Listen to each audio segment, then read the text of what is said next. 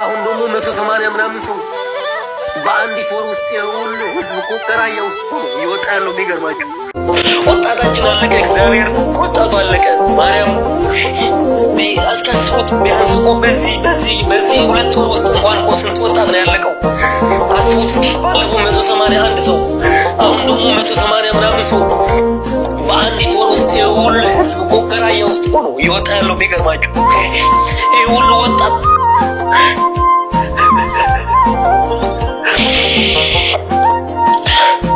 ይህ ሁሉ ወጣት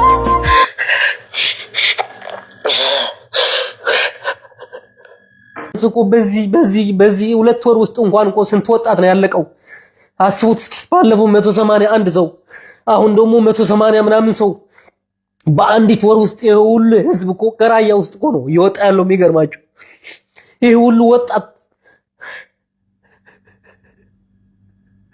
እጅግ በሚያሳዝን ሁኔታ በየመን መንገድ ሲጓዙ የነበረ ዛሬም ወደ 188 የሚሆኑ ወጣቶች በባህር የአሳራት ሆነዋለን። እጅግ በጣም ያሳዝናለን። ይሄን ቪዲዮ ሁላችሁም ላይክ ሼር ያደርጋችሁ እስከ መጨረሻው ድረስ ተከታተሉ። አላህ ከእንዲህ አይነት መከራ ይጠብቃችሁ።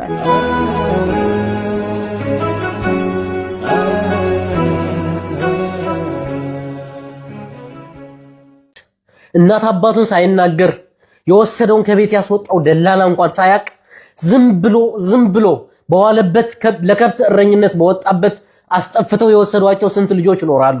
ከትምህርት ገበታቸውን አፈናቅለው የወሰዷቸው ስንት ወጣቶች ስንት ህፃናት አሉ? እነዚህ ወጣቶች እኮ ቢያንስ ወላጆቻቸው እኮ መቼ እንደተሳፈሩ መቼ እንደሞቱ መቼ ጀልባ ላይ እንደወጡ እንኳን እኮ ምንም የሚያውቁት ታሪክ እኮ የላቸውም። እስከ መቼ ነው እናቶቻችን እንደዚህ ውስጣቸው ቆስል ብሎ በዛ የሚደርስባቸውን ነገር እንዳይችሉ በዚህ ደግሞ ልጆቻቸው እንደዚህ እየወጡ የ13 የ14 የ15 እድሜ ልጆችን መቼ ነው የሞት የሚያበቃ? መቼ ነው እናቶቻችን እንደዚህ አይነት መቼ ነው ደም ማልቀስ የሚያቆሙት? ህገወጥ ጉዞ እባካችሁ አይ ነው ተመችቷችሁ አይደለም የምትሰደዱት እናውቃለን። ግን ፕሊስ ቢያንስ በአንድ ወር ውስጥ ባለፈው 181 ሰው አሁን 180 ሰው እንደዚህ ወጥቶ ሲቀር የአሳራት ሆኖ ሲቀር እንዴት እያስተላችሁ ነው እናንተ ይሄንን እያያችሁ የምትሰደዱት? እባካችሁ ስለወላጆቻችሁ እባካችሁ ኧረ በስለ እግዚአብሔር ስትሉ እንዴ ቢያንስ ለወላጆቻችሁ ዘኑ እንጂ የምር እና አሰላሙ አለይኩም ወራህመቱላሂ ወበረካቱ። ውድና የተከበራችሁ ቤተሰቦቼ ሰላም እንዴት ናችሁልኝ?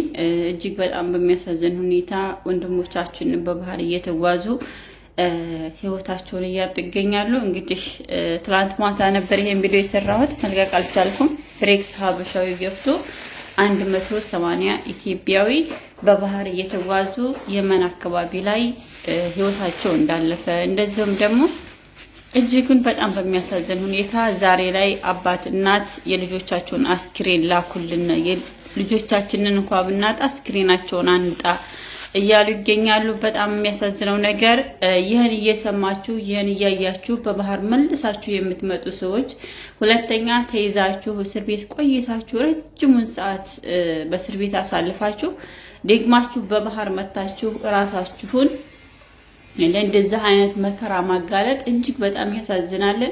አሁን በአሁኑ ሰዓት በየማንኛውም ቦታ ስልክ የሌለበት ቦታ የለም። ሶሻል ሚዲያ የሚጠቀም ብዙ አለ። ወሬ እየተሰማ ነው። ከአንድ ወር በፊት 100 ምናምን ሰው እንዳለቀ ነበር የሰማነው። ዛሬም ደግሞ በድጋሜ 180 ወጣት አለቀ። ይህ የሚሆነው ግን ደላላ ስግብግቡ ደላላ የሰው ህይወት የማያሳስበው የሰው ህይወት የማያሰጋው በሰው ህይወት ላይ ሁሉ ጊዜም ሀብትን እንደተመኘ በደሃ ልጅ ላይ የደሃ ልጅ ሁሉ ጊዜ መጫወቻ ያረጋችሁ ህይወታቸውን እንደዚህ ለማድረግ ተችሏለን። እኔ ምንም የምለው ነገር የለኝም። የሞቱትን ፈጣሪ ሙስሊም ከሆኑ አላህ Subhanahu Wa Ta'ala ይማራቸው ይዘንላቸው፣ ሌላ እምነት ተከታይም ከሆኑ ፈጣሪያቸው ይዘንላቸው፣ ለሞላ ቤተሰቦቻቸው ፈጣሪ መጽናናትን ይስጥ። ወጥቶ ከመቅረት አላህ ይጠብቀን። ወንድሞቻችንን ልጆቻችንን እህቶቻችንን አላህ ይጠብቅልን። ጊዜው በጣም ከፍቷልን። በእርግጥ አገራችን ላይ የኑሮ ውድነት፣ ስራ አለመኖር፣ ተምሮ ስራ ፈቶ መቀመጥ እንዲሁም በአገራችን የሰላም ማጣት ዜጎች ቀን በቀን ስደትን እየመረጡ ይገኛሉ። ሆኖም ግን ህይወታቸውን እያጡ ይገኛሉ።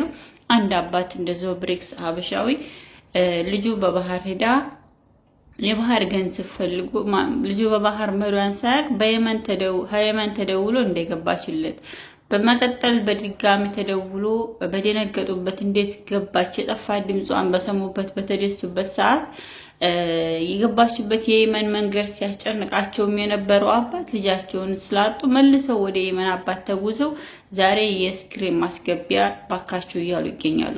እጅግ በጣም የሚያሳዝን ነው። በኢትዮጵያ ላይ የማንሰማ የለም። በአየር መተው ብዙ ዱባይ ላይ በደላላ የሚሰቃዩ ያሉ ብዙ ሳውዲ አረቢያ በማንኛውም አረባት አገር ላይ እኛ የስራ ጫና ከሚደርስብን ከመንገላታታችን ከስቃያችን የበለጠ የደላላዎች ግፍ እየጸና መጥቷል። ይብላኝ ግን ለእናት ለወለደች፣ ይብላኝ ለአባት ተንከራቶ ላሳደገ አባት ይህን አይነት መከራ መሸከም እጅጉን በጣም ያሳዝናለን። እህት ወንድሞቼ እባካችሁ ወንድሞቻችሁን እህቶቻችሁን እባካችሁ ምከሯቸው። ወደ ስደት ከመንጣታቸው በፊት በአሁኑ ሰዓት በእርግጥ ስራ ብትከፍቱላቸውም አጥጋቢ ስራ የለም። ስራ ከፈቱ ተረጋጉ ስትሉ ስራው በጀመሩበት ሰዓት የሆነ ነገር ይፈጠራል። ያን ስራ ጀመሩልኝ ተረጋጉልኝ ስትሉ በቃ ስራው ላይ የሚፈጠረው ችግር የልጆችን ስራ እንዳይሰሩ፣ ሁለተኛ በቃ ተስፋ መቁረጥ፣ ገሌ ሞክሮ ነበረ አልሞክርም እንዲሉ የሚያደርግ ላይ ነው። አሁን ሀገራችን ላይ በጣም በእውነት ብዙዎች አረብ ሀገር ላይ በቃ ደከመኝ፣ ሰለቸኝ፣ መረረኝ ከአሁን በኋላ ለምን ሀገር ያልሰራም እንደዚህ ከተንከራተትኩና እንደዚህ ከሰራሁ ሀገር ይቀየራለሁ ብለው ይላሉ። እንዴ ከዛ ከገቡ በኋላ ደግሞ አገራቸው እንደጠበቁት ሳይሆን አገራቸው ላይ ባልተጠበቀ ሁኔታ ህይወታቸው ሲበላሽ ዛሬ ላይ በቃ ሰው ከቤቱ መዋል አቅቶታል። እና በጣም እጅግ ያሳዝናለን። እኔ ወላሂ ማታያን ቪዲዮ ስሰማ ሪከርድ ማድረግ ብቻ ሲቀር በስተቀር በእውነት በቃ አልቻልኩም። ወላሂ ድምጽ ራሱ ብሬክስ ሲያለቅስ ሳየው በቃ ያ አላህ ተወልዷቸው አይደለም አብሯቸው አድርጎ አይደለም በአብሯቸው በልቶ ጠጥቶ አይደለም ይሄ ሰውዬ እንደዚህ የሚለው፣ ግን የዜጎች መሰቃየት፣ የዜጎች ሁልጊዜም ስቃይ፣ የዜጎች ሁልጊዜም ሰቆቀን እስከ መቼ ድረስ ነው ማለት? እስከ መቼ ድረስ እንደ አይነቱ መከራ ከኛ ጋር? እስከ መቼ ድረስ ነው እንደ አይነቱ ሙሲባ ከኛ ጋር? እናት እስከ መቼ ድረስ ነው ማልቀስ ያለባት? እስከ መቼ ሰዓት ድረስ ነው ቤተሰቦቻችን የሚያዝኑት? በጣም በጣም እጅጉን በጣም ያሳፍራል በእውነት። አገይ ብሎ ወጥቶ እንደ አይነት መከራ ያሳራት ሆኖ መቅረት፣ ያሳቀለብ ሆኖ መቅረት፣ ቤተሰብ እንደሌለ ወላሂ ብሬክስ ሲናገር ሲሰማውን ቪዲዮን ጨምሬላችኋለሁ፣ አዳምጣችሁ ትመለሳላችሁ።